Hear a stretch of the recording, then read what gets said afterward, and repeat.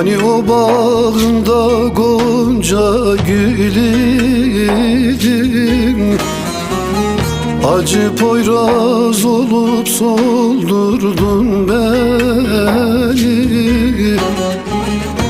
Hani o teninde cana can idim, demek sevdan bir yalanmış, kandırdın beni, soldurdun beni, öldürdün beni.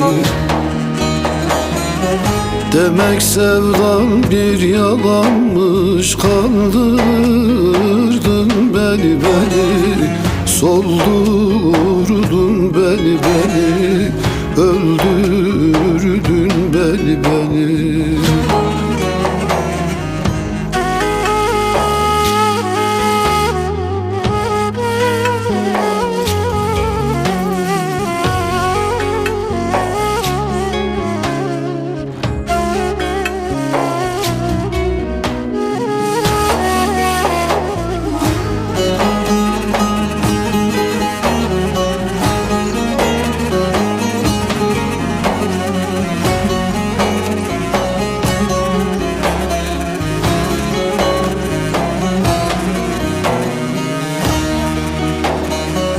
Sevdan ile ettim deli divane,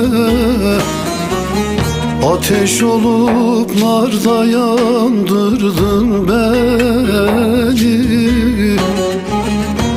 Acımadım bu cihanın haline, demek sevdan bir yalanmış, kandırdın beni, yandırdın beni, öldürdün beni. Demek sevdan bir yalanmış, kandırdın beni, yandırdın